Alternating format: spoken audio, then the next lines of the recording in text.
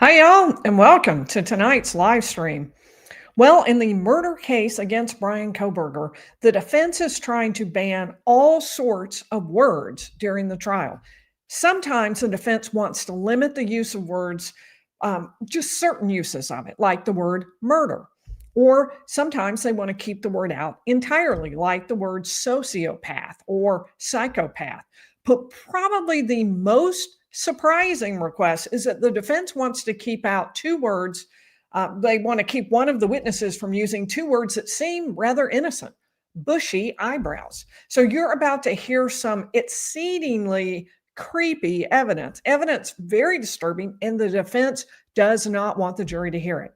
So, context: four college students were stabbed to death in or near their bedrooms in the middle of the night. Three young women and the boyfriend of one of the women were all brutally murdered. It was the middle of the night. So the surprising fact really is that there was an eyewitness, another young college student who lived in the same house that they were all sharing. And she says she saw a man in the home at just after 4 a.m., right about the time the students were murdered. But like an angel of death, he just passed right over her. She had just woken up. It was night. It was dark. The man was dressed in all dark clothing. He was wearing a mask. She says she was drunk. Put all that together, and she cannot identify the perpetrator exactly. But she did remember one very prominent facial feature, and that's bushy eyebrows. So that would be very bad for Bryan Kohberger because clearly he does have bushy eyebrows. It's one of the prosecution's most important pieces of evidence because it's one of the only pieces that could connect Bryan Kohberger himself to the crime, with the exception, obviously, of the DNA that was found on the knife sheath next to the body of Maddie Mogen. But the defense says this testimony by the witness about bushy eyebrows is not really reliable and shouldn't come in. They are actually moving to keep the witness from using the words bushy eyebrows. We're about to dive in. I want to give a special shout out to the first five in the chat tonight: Katie W., Desert Rose, Gloria Marseg, Camilla Juliana, Sweetie, and Sky Goddess, who is really close. So let's dive in, because this is not the only word that the defense wants to ban. And I want to talk about that. I'm going to show you the documents so you can see what I'm talking about. This is one word that they want to ban: use of the term murder. Now, that might surprise you because this is a murder trial. How exactly would they go about banning the word murder? Well, if you take a look, and I'll make this a little bit bigger, here's what they're asking. Prohibiting, they're asking, this is a motion, use of the words murder, murderer, murdered, murder weapon, similar forms of the word, we'll change it up, red rum, applied to Bryan Kohberger during the trial of this matter. This motion is not seeking a prohibition on the use of the word or its varying forms in the charging document or the jury instructions. So what they're trying to do, though, is keep the prosecutor from pointing to Bryan Kohberger and saying, he's the one who did it, and actually using the word. They want other words to be used. Maybe homicide would be fine, or maybe killing would be fine. I don't know what they would, but the one they want to prohibit is murder. And they specifically say use of that word should be banned. Now, of course, the prosecution says that's ridiculous. Every prosecutor points to the defendant and says he's the one, and that's normal, and you can't keep us from using that. So the next words, really more than one, that they want to ban are psychopath or sociopath. So again, another motion in limine filed by the defense. That's an advance motion where they ask the court to make a ruling. And so they've asked for the terms psychopath or sociopath to be banned. And what they say is it's unfairly prejudicial and improper opinion testimony. Now, on this one, I would have to agree with them if there's no expert brought from the prosecution who will testify that these terms actually apply to Bryan Kohberger, because these are medical terms. These are actually terms used within the psychology field, and they mean something specific. So unless someone is going to testify, and that's what the prosecution says in response. They say in response, well, we don't have any reason to use those words. We wouldn't use those words, but you have talked about your mental health. you put that in issue. And so the prosecution says, we're thinking about having you examined by a psychiatrist. And if so, then we don't know what we would say. It would depend on what that person found.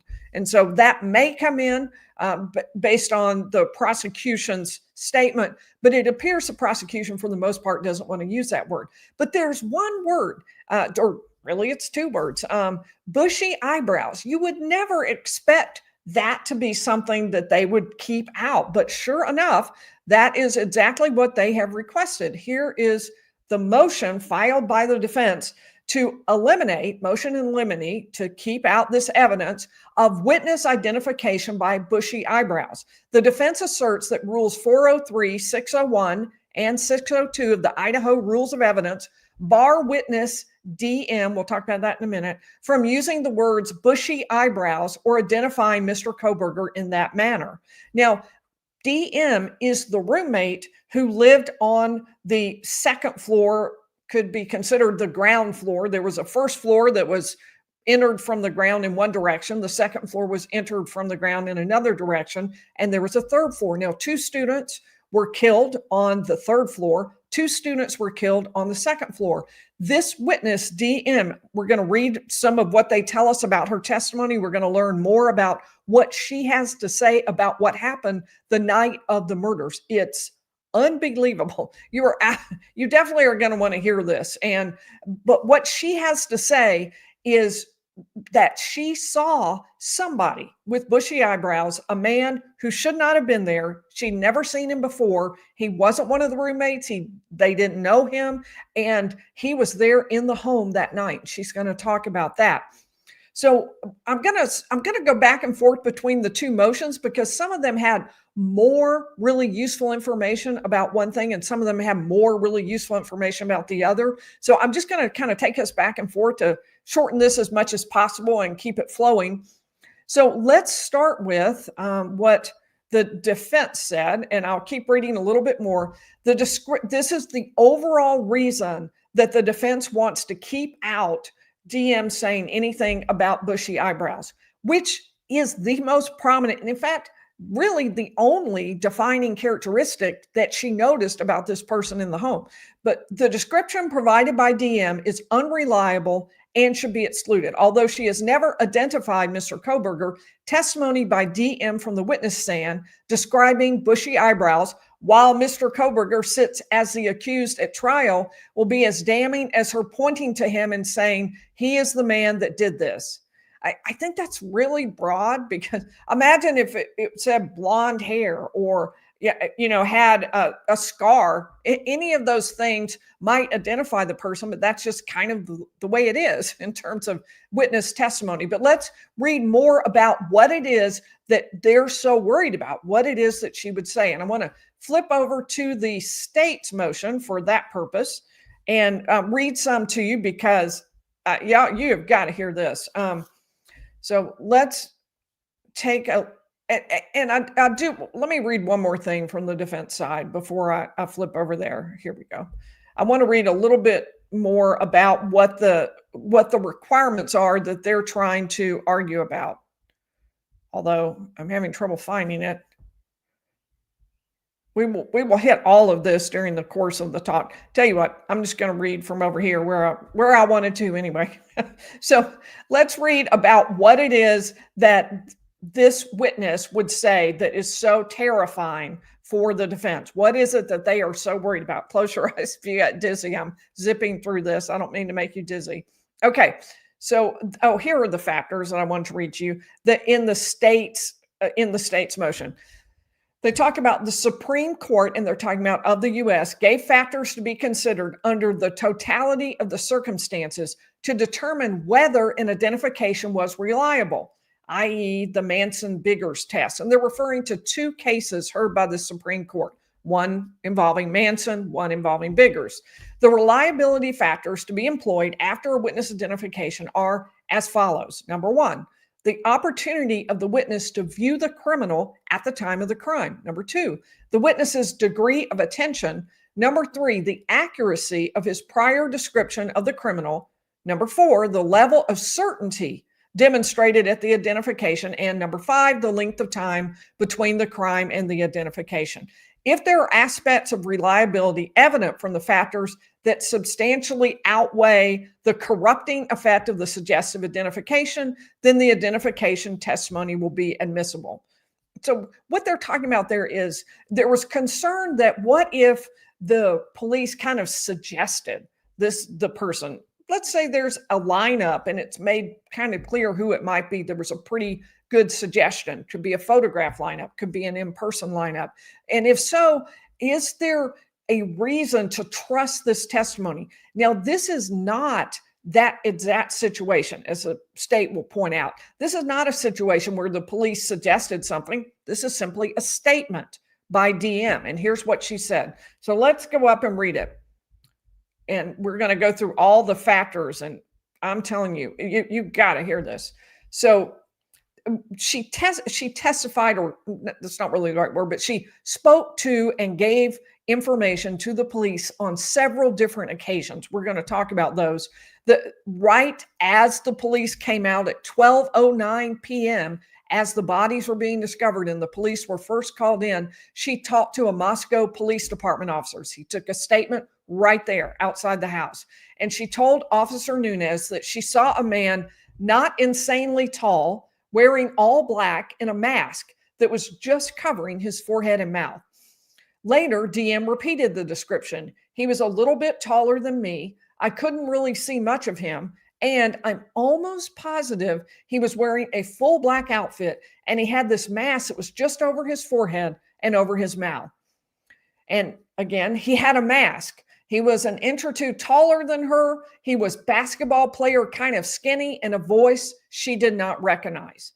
Now, she talked yet again to the Moscow Police Department at 1:47 p.m. that afternoon. And she said the person was maybe my height, a few inches taller, skinny, athletic build, wearing all black, wearing this mask that covers just his forehead and here. And then 4 days later, she spoke again, this time to the Idaho State Police detectives. And she said to them, she heard a male's voice. It was a voice she did not recognize. And she heard that voice say, "It's okay, I'm going to help you," which is a very weird and creepy thing for a person coming in to murder people. Was this someone trying to soothe them so they wouldn't fight back? We don't know. There's going to be more in here that's just bizarre. So keep listening. She told them, from my mind, it's like I was almost wearing these like blurry glasses, like it's fuzzy and cloudy, but it was like a figure of someone wearing all black. And it was like they had a ski mask that was covering their forehead and their chin and mouth, but I could see the eye. All I remember was seeing their eyebrows. And I don't remember what their eyes looked like, but I remember their eyebrows. I don't remember the color the eyebrows were. I just remember like bushy eyebrows. That's all I could think about. She also said that the male was approximately 3 feet. I'm going to make this a little bit bigger. That would be better for all of us, wouldn't it? Okay, so there we go. Much better. The male was approximately 3 feet from where she was standing. I would say about 3 feet from what I remember. Again, that could be, and I don't know why it says this MM, but anyway, off, because I obviously probably still a little bit drunk. I just woke up. I don't remember fully. Again, she described the male. I know he looked at me because I could see his eyebrows. I think I just saw one eyebrow. I don't know why or how. And then next, she discussed, and we're going to talk for just a minute about the text messages that she sent. Now, we covered those in another video. I just want to pull up and show you a couple of those that were sent during the night. This is at 4:22 in the morning, which is right about when they believe the other women in the home and Ethan Chapin have been murdered. So DM, the one on the second floor, texts her roommate who is down on the first floor, has her own room on the first floor, and says, and they've apparently been talking about this person DM saw, this man. And DM says, no, it's like ski mask almost. And the first floor roommate, BF, says, STFU.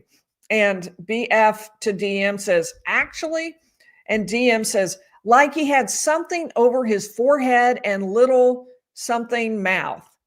And BF, and then DM says again, BF uses apparently the name, I'm not kidding. OM so freaked out. And then the first floor roommate says, so am I. And so that is some evidence that even in the moment, and drunk or not, she had a very similar perception. There was a mask, the person was wearing all black, and she talked about what was covered over in terms of the facial features. So let's head back over here. And they say DM conveyed to the interviewers that the facts didn't fully make sense to her, and she didn't know how to explain everything, which is definitely the case for absolutely everyone in this case, I think. Captain Blaker asked what was covering his face, and DM stated, I don't know, weird looking ski mask. It wasn't like the regular ski mask with like eyes and, because I saw his eyebrows and I think I saw his nose and like this part of his face, but I don't know. And she also said, I don't remember if I saw his nose, but I know I saw eyebrows, and I don't remember his eyes. I just feel like I can see eyebrows, but I mean, that could be it. I mean, that would make sense why the forehead was covered and this part of his face was covered. And this was in response to the detective was showing her what a balaclava was and saying, could this be what he was wearing? And she was saying, well, that would make sense. And then DM, they said, would you do a composite for an artist to do? And she said, no, I don't remember what his eyes looked like. I don't remember what his nose looked like. I just remember eyebrows. I don't know exactly what the eyebrows looked like at all, really. I just remember thinking like eyebrows. Yeah, bushy, but that's all. Like, I don't remember the shape. I don't remember like the color. I just remember like bushy eyebrows. That's the only thing I can remember. So then about, I guess this would be 2 weeks later, they brought in a forensic interviewer to talk to her. And she tells the forensic interviewer that DM does that she heard a man's voice, and it wasn't Ethan's. He was the boyfriend who was visiting one of the girls who was killed, Xana Kernodle. And what this man's voice said was, it was like, it's okay, I'm gonna help you. And DM stated that she saw an all black figure about my height, maybe a few inches taller, skinny build, wearing a mask. DM described, I don't remember if it was just like one eyebrow or two, but it was just like this bushy eyebrow. So this is, as you can see throughout her testimony, if they were to ban this, it's going to take a lot away from her testimony. And she says, I don't know why I just see one. It was just like one bushy eyebrow. I don't remember the color, like the full shape. I just remember it being bushy. She described his clothing again, stating the male was wearing black long sleeves, black pants, and black boots. At the end of the interview, DM drew the mask for the interviewer. Then what happens next is that Bryan Kohberger gets arrested. So now there's an actual person that they can show to her. And they ask her, have you looked at some photographs of him? And she said, yeah, I saw the mugshot of him. And the interviewer said, is Bryan Kohberger the person you saw in this mugshot? Is that the person you saw in your house? And here's what she said, I have no clue. From what I remember, I just remember seeing this figure that was like not fat, obviously, but more of like the skinnier tone build and some mask on. I don't know what the mask exactly was, but when I thought about it, it was just like covering here and here. We'll have to see that in testimony. I don't know if it was covering his mouth, his nose, or below his mouth and nose. I just remember knowing that he was white, but I didn't know how he was white. I just knew he was. And this knowing, there's like, I knew he had looked at me because of the bushy eyebrow. That's all I remember. But I have no idea what he looked like. I don't like, when I looked at his picture, nothing came back to me at all. So that like, I don't know. I feel like if I saw that, my mind would be like, oh yeah, that's him. But I don't remember at all. And remember that there was apparently a conversation between DM and the roommate on the first floor, BF, and about the male having had a big nose. And DM said, all I remember, but I don't remember big nose at all, like at all. That's like all I remember is like some bushy eyebrow in all black and some sort of mask, but it wasn't like one of those circle ski masks. That's all I remember. She also, DM has been through a lot, to talk to the grand jury, and she testified that she woke up around 4 a.m. And this is weird, weird, weird. Okay, I definitely want your opinion on this.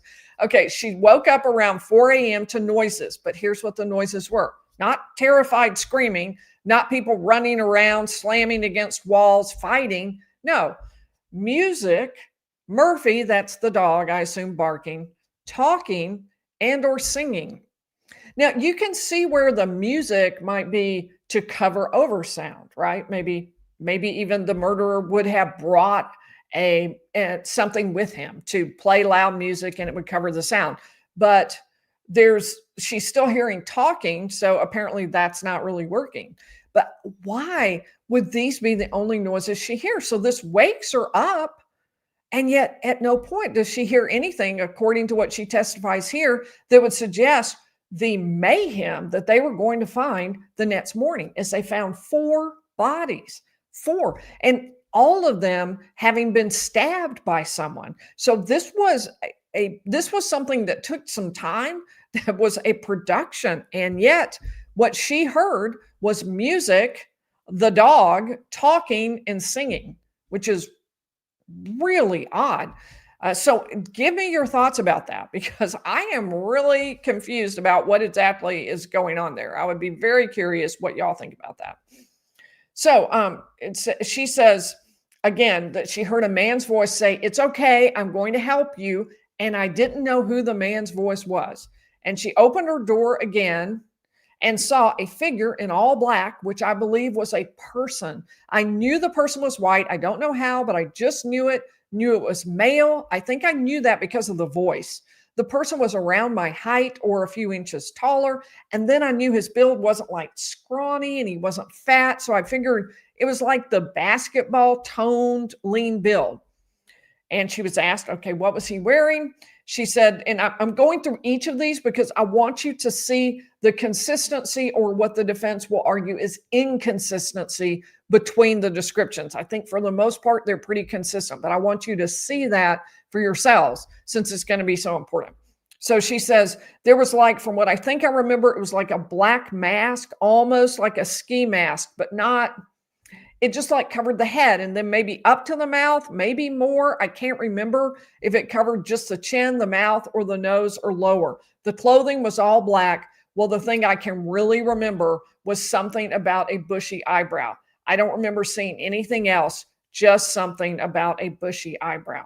Well, that is critically important, right? That is absolutely critically important, because she may have seen the person who committed the crime, a heinous crime, murdering 4 young people, and she may have seen the person. I can't even imagine the terror she would have to have felt when she realized what had happened and that she had probably seen this person who did, however, no harm to her at all. So, but it is odd. I admit that none of this fits together in terms of what she heard or anything like that, but I think it's pretty consistent in terms of what she saw.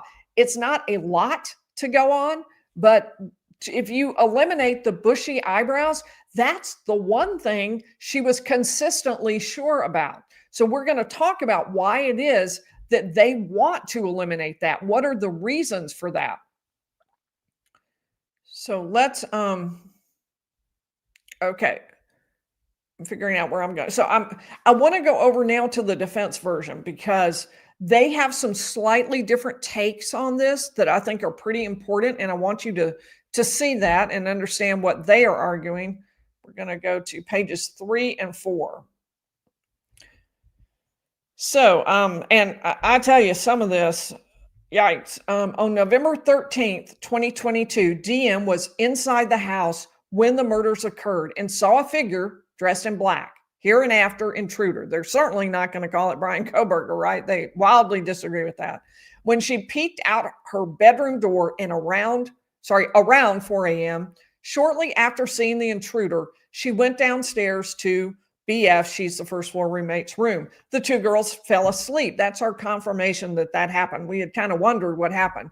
Roughly 8 hours later, a 911 call was made from BF's phone at 11:56 a.m. More than 8 hours after seeing the intruder, DM was interviewed by law enforcement at the scene and at the police department. It was confusing to DM that the intruder looked at her but did not come towards her or say anything. When describing the intruder to Officer Nunez at the scene, I'll make this a little bit bigger. At the scene, she described the height, build, and clothing of the intruder. Her description did not mention eyebrows, but boy, did every other one. When she called BF before going downstairs to BF's room, DM said that she was kind of in and out of it. I was really tired. Later, when she was interviewed at the police department, Detective Mowry inquired about facial features and asked DM if she knew what color the intruder's eyebrows were. She did not know the color of the intruder's eyes or eyebrows. Here's what she said. Everything was kind of blurry, like I don't fully remember it. During the Mowry interview, DM again mentioned that she was in and out of it because she was so tired. But okay, ready for some, oh my gosh. Okay, so that day, the same day, law enforcement took pictures of DM's room on November 13th, 2022, and then 6 days later, November 19th, 2022. On the walls in her room were many pictures of eyes with prominent eyebrows, many of which she had drawn. Some of the eyebrows are heavy, voluminous, puffy, or perhaps subjectively bushy. According to Detective Lake, he found artwork of human figures with an emphasis upon the eyes and eyebrows were pinned to the corkboard. Now, at trial, there is going to be, assuming the bushy eyebrows comes in, there will be huge argument over that. The defense is going to see this as a sign that she's just kind of obsessed with eyebrows. She probably made this whole thing up. She never saw eyebrows. She's just obsessed with them. She covers her walls with them. She's some kind of eyebrow freak, and therefore she just saw that on this person. She was out of it and she kind of dreamed it. The prosecution is going to say, who better to identify someone by eyebrows, or at least to describe and remember and recall and tell us about eyebrows, than someone who is obsessed with them, someone who remembers them, someone who thinks about them all the time. It is hard to understand why they were there. It will be, maybe she'll be asked that if it comes in at trial. Is this something she had dreamed about before? Is it just she was trying to learn how to draw eyes and taking an art class? Like, what was this about? Because it is bizarre that it happened, that she sees this person with these bushy eyebrows who's committing this heinous crime, as the prosecution believes, but she happens to notice the exact same feature on the intruder. It is strange. It is just really strange. So give me your thoughts on that, because I don't even know what to say. Okay, interview on November 17th. So this is about a little bit more than a week after well, not quite a week, 4 days. 4 days later, DM was interviewed by Detective Gooch and indicated that she was really asleep and probably very drunk when she woke up around 4 a.m. on November 13th, 2022. Throughout the interview, DM expressed uncertainty about what she heard and saw and did not know if it was real or if it was a dream or if her mind was playing with her. It just doesn't make sense, she said. That is for sure. DM described the intruder and told Detective Gooch that she recalls seeing his eyebrows, his bushy eyebrows, but she did not recall the color of the eyebrows. She did not remember the eyes or the mouth, just the eyebrows. When she saw the intruder, she thought that the intruder was about 3 feet away from her, but that could be off since she was still a bit drunk. 3 feet. I mean, can you even imagine? I'm surprised she's been able to sleep a wink since then.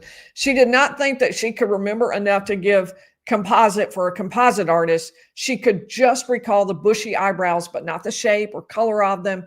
In this interview, Detective Gooch asked if DM had anxiety, which led to, I would after this, which led to DM stating that she had a lot of lucid dreams of being kidnapped or chased. She indicated that she watched Criminal Minds and fell asleep to crime podcasts. These lucid dreams began in high school.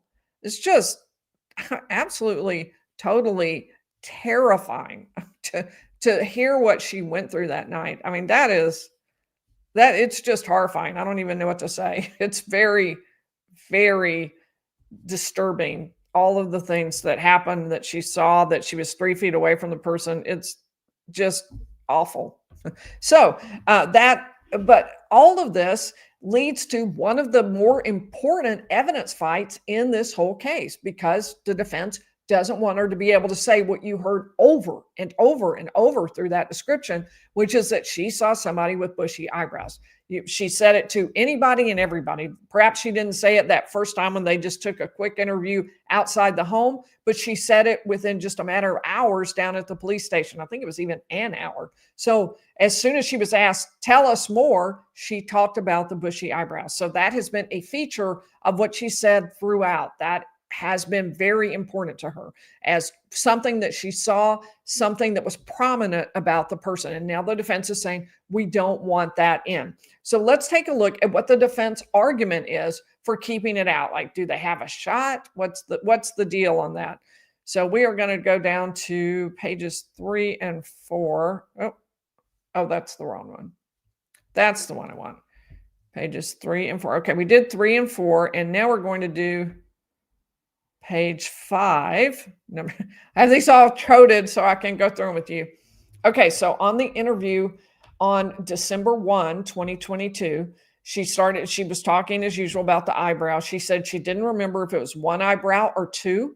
She indicated she had always had really bad dreams, lucid dreams, and scary dreams. She did not know what parts of her recollections were dreams and what parts were real. When she woke up that morning, the morning following the murder, she did not fully understand what was a dream or not. In this interview, she indicated that she thought that the person she saw was a fireman. So now here's the defense argument for why they say it should be kept out. They go through the list. They say, look, she didn't really have an opportunity to view. This was a matter of just a second or two outside her room. There were no lights on the stairs. There might have been twinkle lights in the room, in the living room, but basically it was dark. As far as degree of attention, we're going through those factors from the Supreme Court. As far as the degree of attention, she was intoxicated when she got home at 1:15 to 1:30, and said she was probably very drunk, and she was definitely tired when she saw the intruder at 4 a.m. She said, and as far as accuracy of description, she said she couldn't even give them enough so that they could do a drawing. She said, I wouldn't say I fully remember their face. All she remembered, again, was the eyebrows. And she said during other interviews that he was wearing a mask, which would make it harder. As far as level of certainty, she said repeatedly that she was uncertain. And as far as time between event and identification, frankly, that's pretty close. But they talk about the fact that it was several hours, and she had kind of a non-specific description of the person. And 4 days later, she said, yeah, I don't know enough to be able to tell a composite artist this and give you a drawing, even of the eyebrows. I just don't have enough to give you that. So their first ground to keep this out is under that Supreme Court case saying, look, this witness is not competent to talk about this. She doesn't know this. She isn't sure about it. It's not valid, solid testimony. But they also have a couple of other arguments here, and they are that and I'll give you this little summary.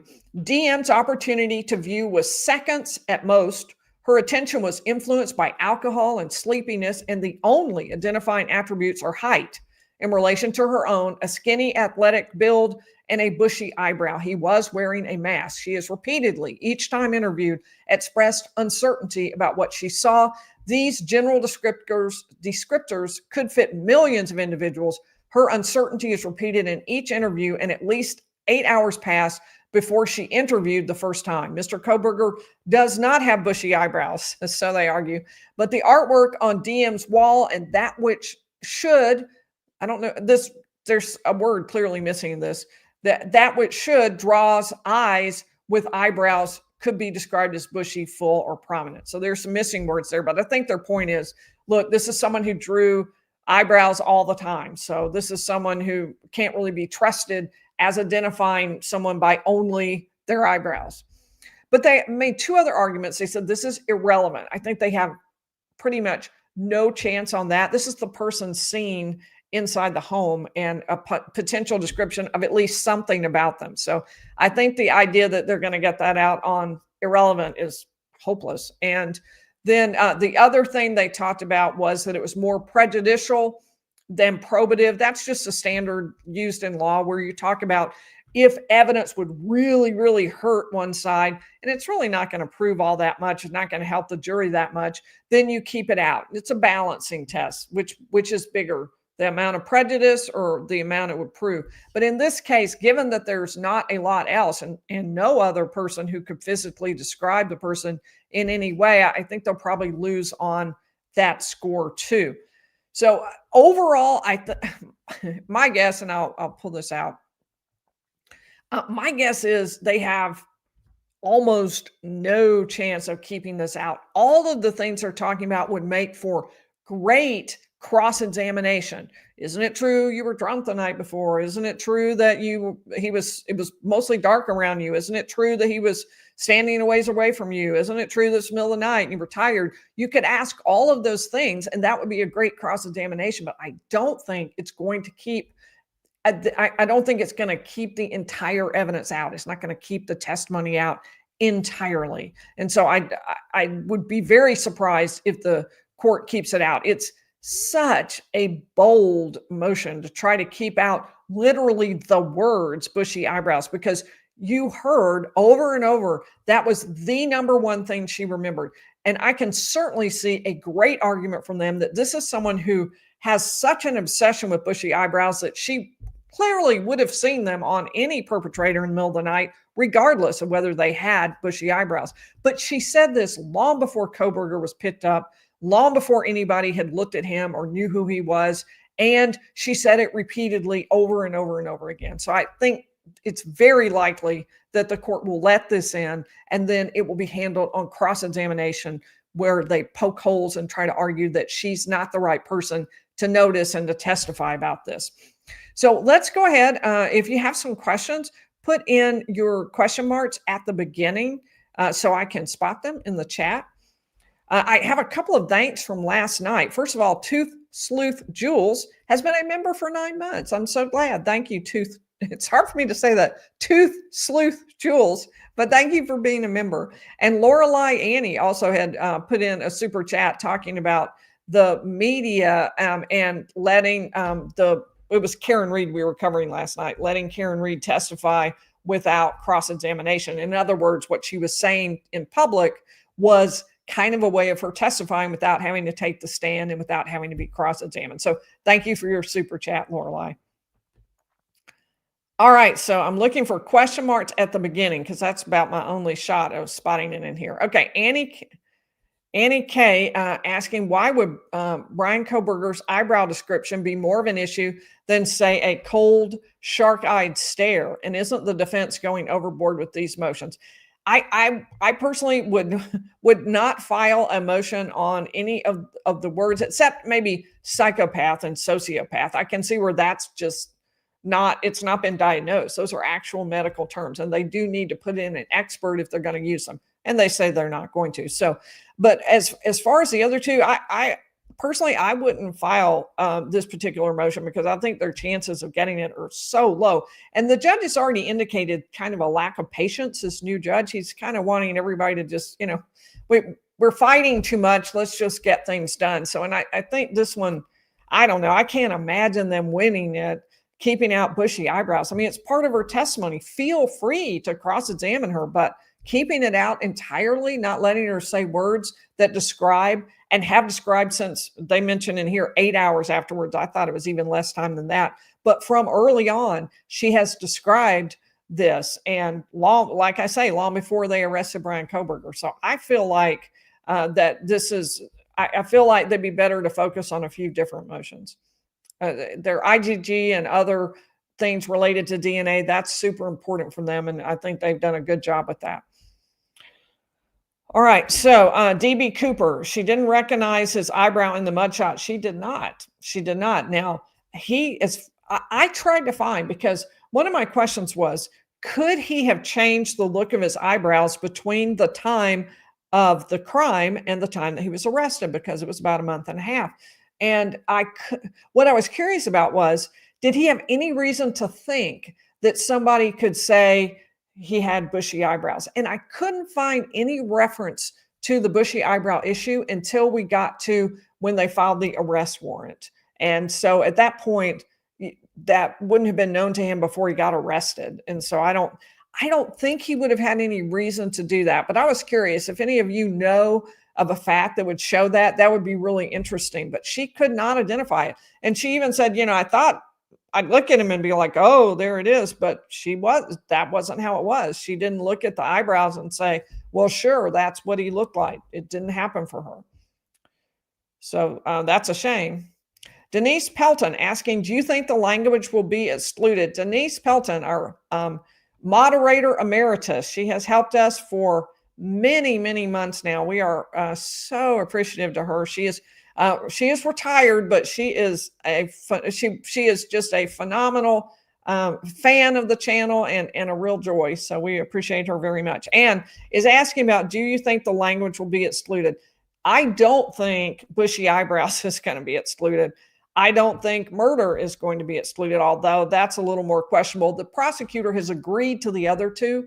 The prosecutor has agreed that sociopath is going to be, has agreed that unless there's a psychiatrist who diagnoses it, they don't plan to use that. They don't plan to use psychopath. That's not something that will naturally come out in the testimony. So I think that will be excluded unless there ends up being some kind of psychiatric evaluation that describes him as that. Even so, I think they'll end up keeping that out. Okay, Bonbon, don't you think splitting hairs with specific words is the least of the defense's problems? Well, you have a point.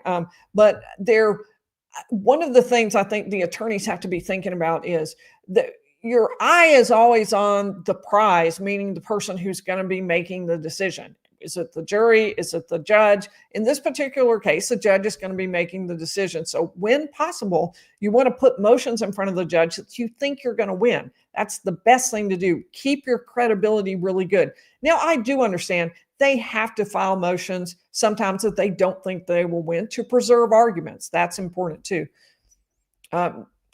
Ellie Black, do you think Bryan himself has bushy eyebrows? I do. I would describe it that way.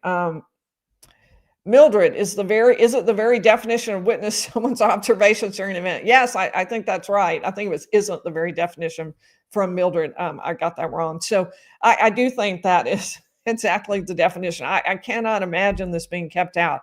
Tons of cross-examination, but I think they're going to let this in. I just think they would have to. I don't see a good argument otherwise. I think I took a picture. Let me see if I can find a picture. I wanted to address the eyebrow issue. I'll have to do a share screen if I do that. Let's do this. This is the thumbnail that was used tonight. So I will remove that. That's going to add it to the stage. Okay, there we go. Now I'm going to stop the screen. Okay, take me just a minute. But this is from what I used for the thumbnail today. Those are his eyebrows. Obviously, I'm guessing that's pretty standard for what it looked like. I mean, I don't know of any reason he would have had to try to trim them, because I don't think anybody knew at the time that a woman there had described a person with bushy eyebrows. So he didn't have any reason to have been pushing for that or to have changed his appearance that way. Let me just see if I have it. I'll keep watching over here while I kind of look at that. Okay. So, yes, please do put question marks at the beginning. Otherwise, I won't spot them. Okay. Sydney, do you think she will be grilled about their late decision to call law enforcement? Oh, yes, I do. That's a question everybody has. Why did it take so long? I mean, but if what they heard upstairs was talking and singing and the dog barking and music, then why was she so afraid when she woke up? They said she went to the door 3 times. And she certainly did try to contact the people upstairs, but that isn't scary. Was it just seeing the man there? Was that the only scary part? It just doesn't seem like any of those things would be disturbing. They might be annoying, but they wouldn't be scary. So I don't know. I just find that little section really, really confusing. I would like to know more about that too. But yes, I think she'll be asked some questions about that. Sad Girl wants to know, how do you feel about people saying the surviving roommates were involved? I think it's definitely a possibility that the defense will bring in third-party culprits, but I have seen no evidence that the roommates were involved. I see that they were slow getting to 911, but I don't see anything in there that suggests they had anything to do with it. I'm willing to accept that if evidence is found and presented on that, but I don't see that. It would be shocking, I think, if that were to be the case. We don't know everything about what happened quite clearly, and I doubt we will even after trial. Hopefully, we will know a lot more than we know right now. Okay. Noodles, what will cross-examination look like for the roommates when the defense gets them on the stand? So, that's going to be such an interesting cross-examination because the defense is going to have to go at them pretty hard. The defense is going to have to really dive in on the issue of why they didn't call 911, on the issue of being drunk, party, why weren't you more afraid? Why didn't you try to protect the people upstairs? They're going to have to do that. On the other hand, these are young women and they've been, I would be willing to bet, traumatized by what occurred. And it's going to be a hard cross-examination because they are probably going to be pretty emotional. That's how I would be. And I would think they would be very emotional, and it's going to be hard. It's hard to cross-examine someone in that position because the jury can easily become sympathetic to them if you go too hard at them. But on the other hand, it's so important. So I think it'll be a very hard line to walk for the defense. It's going to be a very dramatic cross-examination. I think it's going to be one of the most important things that occurs during the entire trial. So we will be watching that.